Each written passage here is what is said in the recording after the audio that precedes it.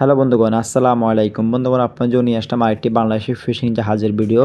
বন্ধুগণ, এই ভিডিওতে আপনারা দেখতে পাচ্ছেন কি বাংলাদেশি ফিশিং জাহাজ বঙ্গোপসাগর থেকে জালটি উঠাতে দেখতে পাচ্ছেন আপনারা।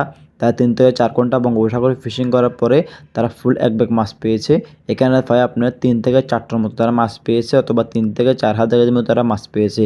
মাশাআল্লাহ, মাছগুলো দেখতে খুব সুন্দর লাগতেছে, দেখতে পাচ্ছেন আপনারা। ফুল এক ব্যাগ মাছ তারা পেয়েছে। তো জাহাজের নাবিকের চেষ্টা করতেছে মাছের ব্যাগটি খুলে দেওয়ার পরে, খুলে দেওয়ার জন্য ইনশাআল্লাহ খুলে দেওয়ার পরে আমরা মাছের নাম এবং বিস্তারিত কী মাছ পেয়েছি, কত টাকার মাছ, সব কিছু আপনাদেরকে ইনশাআল্লাহ ডিটেলসে বুঝিয়ে এবং বলে দেওয়ার চেষ্টা করব। তো বন্ধুরা, দেখতে পাচ্ছেন আপনারা তারা মাছের ব্যাগটা খুলে দিচ্ছে। কিছুক্ষণের মধ্যে মাছের ব্যাগটা খোলা হয়ে যাবে, সবগুলো মাছ জাহাজের ডাগে পড়ে যাবে। দেখতে পাচ্ছেন বন্ধুগণ, সবই দেখা যাচ্ছে বন্ধুগণ লাল প্রজাতির মাছ, যেটাকে বলা হয় লাল টাজেন প্রজাতির মাছ। তো এটি কিন্তু বড় মাছ না, এটাকে লাল মাছ বলা হয়। তো লাল মাছও কিছু আসছে, তারপর কিছু দেখা যাচ্ছে যেটাকে আমরা জাহাজের ভাষায় বলি শয়তান শয়তান মাছ বলা হয় আর কি জাহাজের ভাষায়।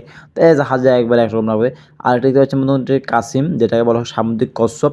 দেখতে পাচ্ছেন বন্ধুগণ, বিশাল আকৃতির, 10 থেকে 15 কেজি ওজন এটি কাসিম আসছে। তো এগুলো ধরা খুবই বেআইনি, এগুলো কোনো কেউ ইচ্ছে করে ধরে না। তো ওগুলো যদি জালে এসে যায় তাহলে কিছু করার থাকে না। তো জাহাজের নাবিকের সঙ্গে সঙ্গে এটিকে সাগরে আবার ফেলে দেয়, ছেড়ে দেয়। কারণ এইগুলো ধরা খুবই বেআইনি। কাসিমগুলো ধরা, কাসিমগুলোকে খাওয়া না, এগুলো ধরা খুবই বেআইনি।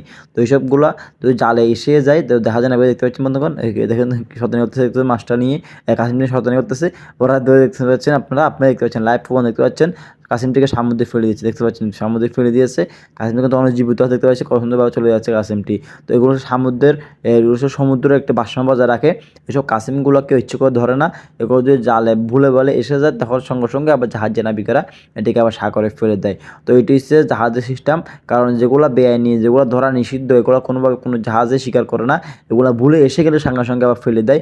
সাপোজ আপনি মনে করেন বড় বড় হাঙ্গর মাছ, তারপরে সব কাসিম, তারপরে ডলফিন, এসব যদি কোনো জন্য আসে জাহাজে, চলো সঙ্গে সঙ্গে আবার জাহাজের নাবিকেরা এটাকে সমুদ্রে ছেড়ে দেয়। কারণ এগুলো ধরা খুবই বেআইনি। বন্ধুগণ, এটা হচ্ছে আপনার সঠিক নামটা ভুলে গেছি আমি।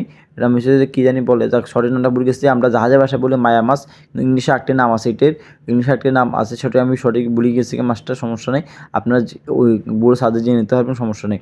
তো বন্ধুরা, দেখতে পাচ্ছেন জাহাজের নাবিকেরা, এইটা হচ্ছে আপনার হাড্ডি গাওয়া বলা হয়, যেটা বলা হয় হাটটেল, হাটটেল মাছ বলা হয় এটাকে। দেখতে পাচ্ছেন আপনারা মাছগুলোকে আমাদেরকে দেখাচ্ছে কিছু কিছু মাছ। আর সম্পূর্ণ মাছগুলো লাল মাছ পেয়েছে, আর অন্য প্রজাতির মাছটা কম পেয়েছে। অন্য প্রজাতির মাছটা এখন খুবই কম দেখা যাচ্ছে, লাল মাছটা সবথেকে বেশি দেখা যাচ্ছে। আর যারা সামুদ্রিক যে কোনো মাছ কিনতে চান অথবা খেতে চান, আমাদের স্ক্রিন থেকে নাম্বারটি যোগাযোগ করবেন, আমরা কুরিয়ার সাহায্যে পুরো বাংলাদেশ সামুদ্রিক যে কোনো মাছ পাঠিয়ে দিচ্ছি। দেখা যাচ্ছে বন্ধুগণ, তারা অল্প করে মাছ পেলেও মাছগুলো মোটামুটি কোয়ালিটি আছে, সম্পূর্ণ আছে, মোটামুটি সব লাল প্রজাতির মাছ। দেখতে পাচ্ছেন আপনারা সামুদ্রিক বাংলাদেশের একটি ফিশিং ভিডিও।